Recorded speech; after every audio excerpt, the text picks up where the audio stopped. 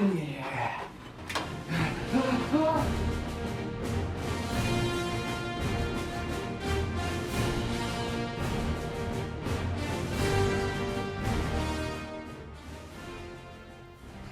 Maddie, I did it. Did what exactly? I did a workout montage. Okay, just because you do one string of short workouts doesn't mean you're becoming Rocky. We all have to start somewhere. Okay, well, anyways, I'm your host, Maddie Greenberg. And I'm your co-host, Ryan Drew. In this episode, we're going back to an arguably better time, the 70s. You weren't even born yet, so what are you talking about? Think about it. Better movies, better music. They liked cigarettes. Oof, I can't fight you there, but where's all this coming from? Oh, last night I saw a video about how to make a 70s movie. So actually, let's watch it. Okay. Hello, and welcome to your comprehensive breakdown of all of the essential features of a good 70s flick. These tropes and common themes will help you to replicate the tone and style of the most mixed bag decade of movies. Here are 7 steps to a great 70s movie. Let's get started. Step 1. A good 70s movie means a good protagonist. Be sure to give your main character plenty of cheesy one-liners, cool action moves, and unnecessary womanizing scenes. Step 2. Speaking of protagonists, your leading icon should probably be alone for most of the movie. A lone wolf action star needs no help whatsoever. Teammates are for weaklings, and you don't want a weakling as the star of your cast, do you? Do you? Step 3. Does your film respect women? If so, it's not a 70s movie. In the eyes of the 70s director, women must either be damsels in distress, love interests, or total fun sponges that ruin everything for the main character. Don't believe outliers like Alien or Carrie. Make sure to write your women as two-dimensional objects. This step also applies to all decades prior and most of the 1980s. Step 4. Hair is a big one, literally. The bigger the hair, the more far out your character is. Afros are a popular style for both men and women, but the long-haired look is also acceptable. Be sure to make yourself look like you've been living in a world without scissors for the last decade at all times. Step 5. Rules are for goody two-shoes and are not meant to be followed. If your protagonist follows them, they're boring. Make sure to bend the rules a bit, especially if you're a cop in a defunct justice system trying to get results. Popular examples include Dirty Harry, The French Connection, Serpico, The Warriors, and The Revenge of the Pink Panther. Step 6. Many movies in the 1970s focus on social issues, like the serial killer epidemic of the decade or the Vietnam War. And by focused on, I mean took advantage of for profit. Make sure to abuse the latest horrible circumstances so that you can entertain people and make a fat stack of cash while you're at it. Step 7. Finally, everybody who was anybody in the 70s had a cool car. If your character doesn't have a cool car, then they won't get invited to the prom and will probably be bullied at school. Do not get bullied in 70s schools. They are ruthless. You can trust me. Trust me, Carrie. You can trust me. Trust me. If you follow all of these steps, you'll be able to recreate the magic of the groovy and tone-deaf films of the 1970s. Thanks for watching, and remember, when making a film, it's usually best to leave the nostalgia glasses off. Ryan, I think you need to look more into some credible sources. Yeah, dude, I did not dig that. I just think you're both incredibly jealous and envious and jealous of my awesome Rocky montage. Yeah, keep telling yourself that. Sure, yeah. Well, even though it's 70s themed, I think we could always talk about current news.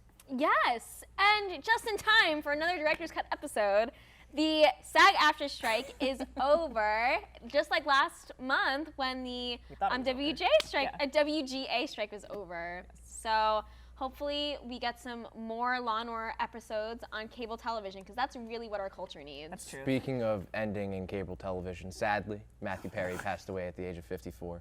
Formerly one of the main cast members of Friends, the man did not live a healthy life, and caught up to him sadly at a young age. And I know that this is a issue that hits really close to home to you as a Yeah. avid Friends fan. It does, and it makes me. I'm so avid about it that I'm really excited to talk about our next topic, Priscilla, which is a movie I'm really excited to see, made by Sofia Coppola. Yes. And it's almost like a spiritual successor. I see it. I don't know if it was made in that way to Baz Luhrmann's Elvis movie. Yeah. Obviously, it had to be made with that movie in mind. Oh, yeah. And I wasn't a big fan of that movie, so I'm excited to see how this movie portrays him. Yeah. They are very tonally different. I really think that I think it's a coincidence for sure, but I don't think that the two can even be connected. Priscilla was such a small role in Baz Luhrmann's film, which is That's true. ironically how it accurately depicts how small of a role she played in his life. And here we see how big of an impact he had on hers starting from 14 as a child, you know. And I thoroughly enjoyed it. I think after seeing, you know, the mega blockbusters that were Barbie and Oppenheimer, these like epic long films, it was kind of nice to have a movie under 2 hours that felt like it was under. I was like, wow, the credits are on. Yeah. Oh my god. I mean, it's like the way you're mentioning it sounds like it's a very like huge tone shift, and also I kind of like how you're saying it's like the perspective switch. Like first we saw Elvis's side of the story, or like at least from his eyes, or other people's eyes on him, and now we're seeing it from her side, which is probably much more, you know, like damning. Like because she wasn't Elvis, you know, and she's this young girl, and I do want to see it. I think it'd be very interesting to just see the viewpoint from how they take on what she went through. You know? The runtime's really interesting to me. There seems to be a trend that movies that get released in the theaters as opposed to streaming, they're like your entire day. And I think that's in an effort to be like, hey, when you're in the theater, we're going to give you an experience. It's not a waste of money. Don't worry, you're going to be here until your kid graduates from high school. Yeah. And I think it's awesome. We're getting a movie that's getting a lot of clout around it that's not 8 hours long. That's true. Because I just watched Killers of the Flower Moon, and one of that movie's main faults was its length and how it was really felt. And I feel like that's been really felt throughout a lot of movies. But a movie that probably won't feel long and won't make any waves coming out this Christmas is Aquaman 2, which test screenings are apparently going so horribly that they've reshot 3 times, re-edited the whole movie twice. Making it the waves. And and people have been walking out of test I'm not screenings. gonna see it. I won't be walking in. I won't be there. So No question about it, I'm not showing up. The first one didn't show up, didn't want to. They announced the second one. A lot of my friends were like, oh, you should go see. No, I'm not gonna ever watch that series. Aquaman 1 is fun, but the second one is it's just probably going to be bad because all the other DC movies, their track record haven't been good for a little bit unless they have Batman in them. DC fans have not been eating good for a while. That's true. I mean, honestly, neither have Marvel fans. That's so true, I too. think But do you know who is and has been eating good since 2011? Planet of the Apes fans. we have to. Yeah, we've been And a new we've one been on the eating way. all the I bananas. couldn't be more excited. With a whole new cat, I'm actually like really excited to see where they go. Is Yeah. it outer space? I hope so. I hope that the effects are still good, seeing that they're losing Andy Serkis, presumably. True. But Also, CGI has been dropping in recent years. I know it's like from the pay and stuff and all those things, but it's just, hopefully, it's not for that movie, you know? Well, Alyssa, thanks so much for coming out with us and talking with us. Yeah, of course, I'll always catch you on the flip side. Oh. Now let's take a look at part 1 of our guest Kiora Engelman's film, Chop Shop.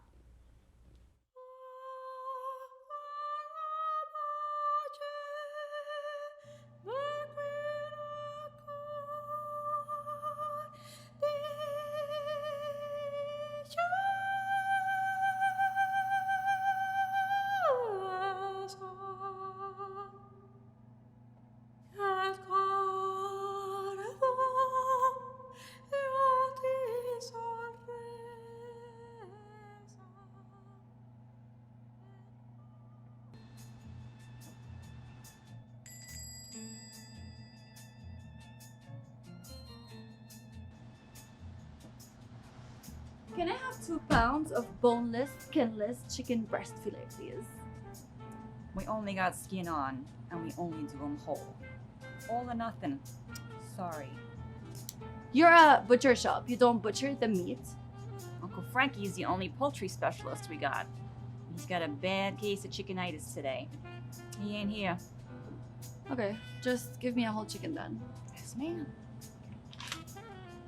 Number 46. Yeah, no, I'm here now. I'm handling everything. I should be home in the next 15 to 20 minutes. Okay. All right, have a great rest of your shift. All right, bye. Hello. What can I get you today, sir? 2 sweet sausages, please. Signore Sausage will be on it in just a minute. Number 47. You know what they say about number 47. Good luck, buddy. You're gonna need it. Oh, thank you.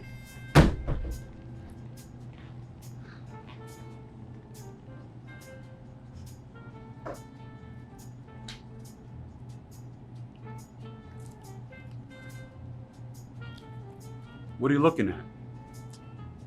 Sorry, I own that sweater. What sweater? That sweater. You own this sweater? Yeah. I don't think so. I'm sorry. Let me reiterate. I own that same sweater. Oh. You own the same sweater? Yeah. Sweater, sweater, sweater!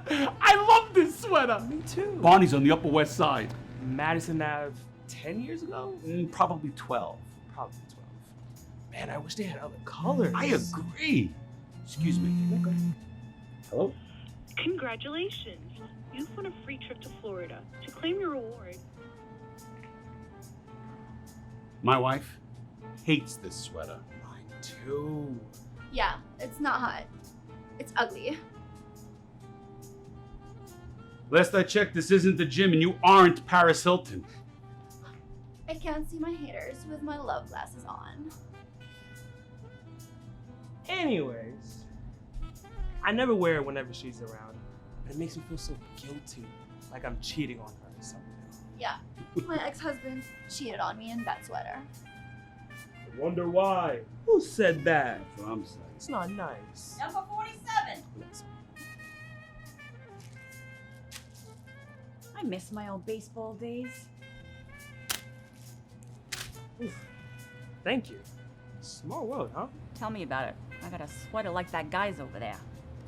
Why does he get his order before me? Because you don't like the sweater. That's why. That was weird, no? Yeah, pretty weird. Kiara, welcome to Director's Cut. It's good to see you guys. Yeah. So let's jump in. So what inspired Chop Shop? Geez, so I wrote this script in Christine's class, and we were doing a Metropolitan Diary assignment. So we had to pick something from the New York Times and just write a script about it. And this was that script. I don't know where like the butcher shop aspect came from. I thought it was just fun. And I think coming to New York after being in California for so long, like it was interesting to me seeing just like those New York isms, you know, the talking about stuff and oh brother man kind of, you know, just like all these New York things that I thought were so weird because I'd been like holed up in California for so long. And you needed a bodega. I needed a bodega. I needed a bacon, egg, and cheese SPK. Yeah, so I don't know. I think this script was just like me analyzing my experience in New York. So I see that you're wearing the sweater right here, right? Yeah, you don't have one? I actually do, but it was lost in the fire of Alexandria. Shoot. So with that sweater, did you have the sweater before the short film and be like, hey, this would be a neat part to include, or was that all? I was like Googling sweater vests from the 70s. And I saw one that looked pretty similar to it, but it was like a one-off, so I couldn't buy a ton. I just picked this one off of Amazon. I thought it was cool. I thought it was groovy. Yeah, so that's how I picked this sweater. How was shooting in, did you shoot in an actual bodega? We shot at a deli. Thanks, Julia Pacina.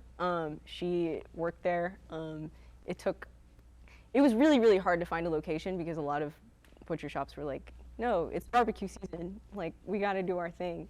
But yeah, Julia worked there. She's on really good terms with like her boss, the owner, and so she made that a reality. And I couldn't be more appreciative because it was really, really difficult finding a location for the film. So what other issues did you run into besides trying to find in locations? Was casting an issue? Was anything else? Casting was kind of an issue because it's harder finding like older people. Like the guy that was wearing the sweater, I originally intended for him to be like in his like 70s, but there's not a lot of old men on backstage. So casting that was kind of hard, but I think Donato really like pulled through. He was really awesome. Yeah, some challenges during production though. We were supposed to have the butcher shop for like 8 hours a day, but then on the last 2 days of shoot, the guy that was like supervising us had to go home to his family, and so he was originally only going to let us shoot for 4 hours. It took a lot of like convincing him to like give us a little more time, but I think the entire shoot ended up only being 14 hours long, which is totally insane to me because I've had so many shoots that were 14 hours each day. And so I think I couldn't thank my crew more for just them being awesome and being able to like pull everything together so quickly. They're super great. That's awesome. Now let's take a look at the second part of your film.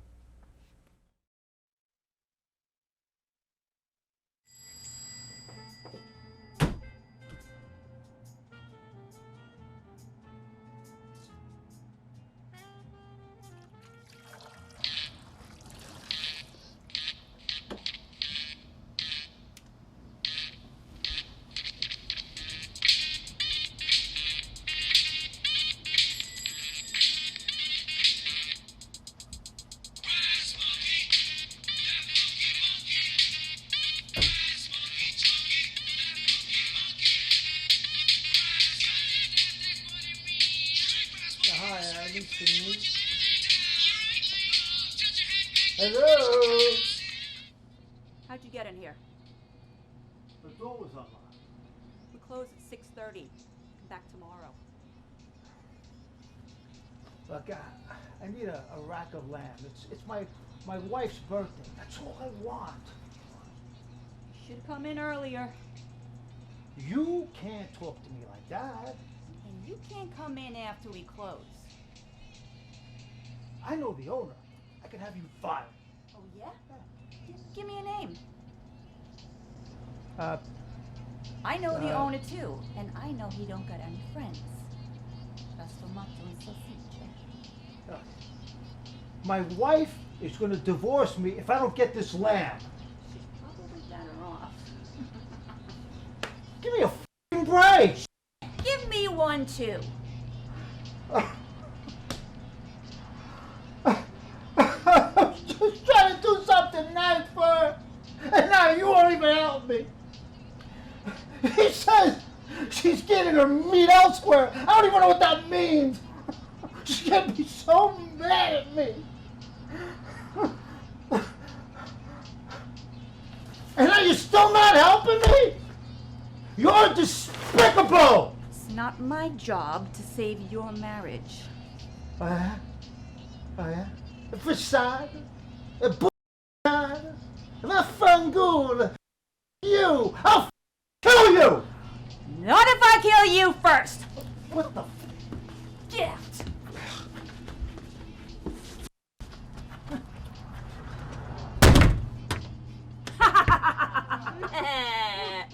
Papia! Bye-bye! I'll turn you into tomorrow's rack of lamb! Come il mio l'ultimo marito.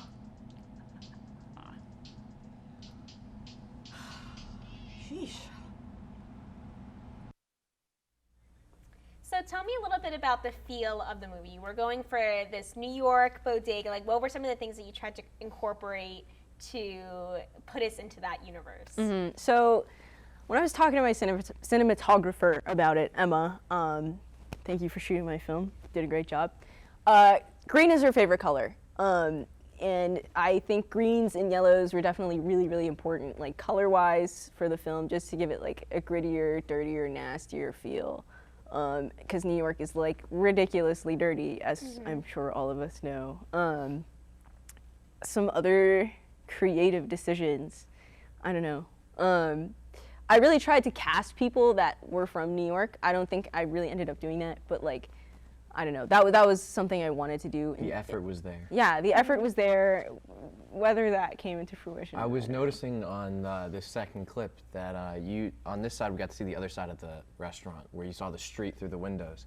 So did you run into any issues of like, oh, Bill and Bob just walked past the window, we got to shoot this for the 9th time? We were pretty good about keeping people out of the frame. It was raining though, one day, so that kind of sucked.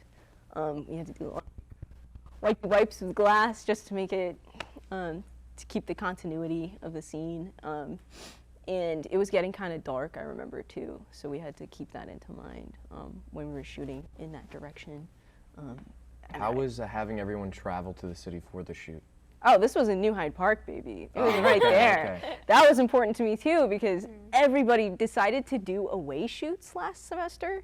Like, I was never home on the weekends. So it was really important to me that I shot really late in April. It was really important to me that all of my burnt out friends like could go in their beds at night and you know, be comfortable and just have a good time. Yeah, I lived with 2 filmmates. I lived with Emma and Angel, and I remember like the craziness of all of that. So what was one of your biggest takeaways from that experience and from your film? At that point,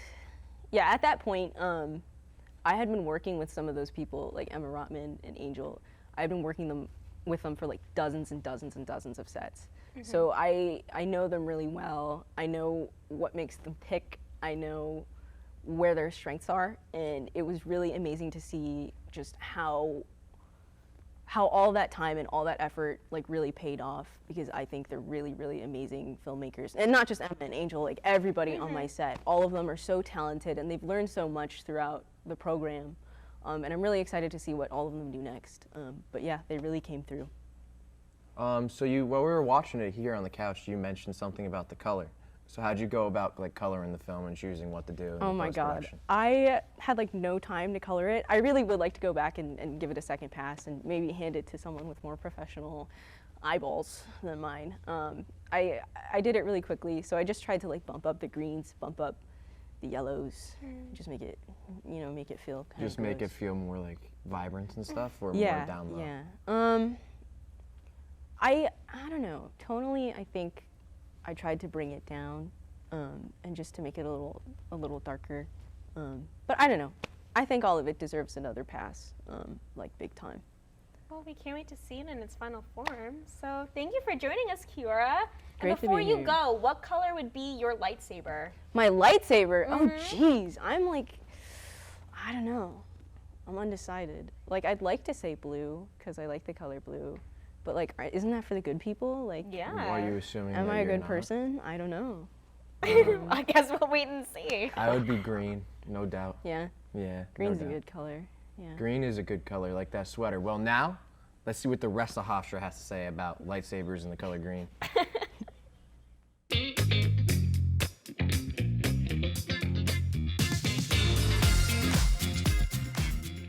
Hi, I'm back. Madeline Greenberg here outside of the Hofstra University Student Center, here to ask our fellow students what they know, love, and some questions about some 1970s movies. What's your favorite movie of all time? Divergent. Prince and the Frog. So, the 1970s, what are your thoughts? Great era. Music's great. It's a fun era. How much do you think that you would have liked shag carpet?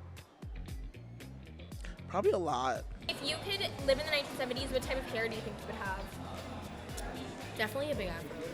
How high-waisted would your high-waisted flared jeans be? Extremely high. Extremely high. Like to your chest? Almost. So what interior design trend should we bring back? I'd say the crazy like couch fabrics. What would you say is like your favorite movie from that era? Wow. I have no idea. What is considered to be the greatest movie of all time that came from the 1970s?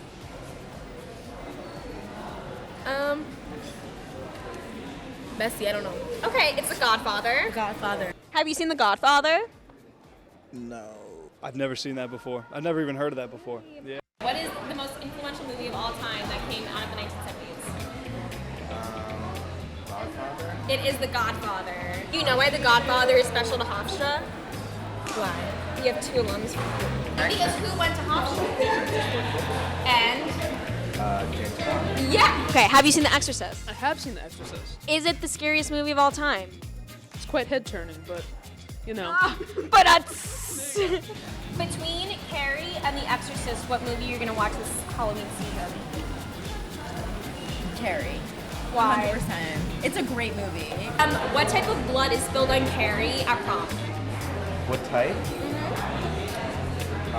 Pig's blood? Yes! I love how she loses her mind at the end. I personally really love that. It's the female rage. It is, and I really resonate.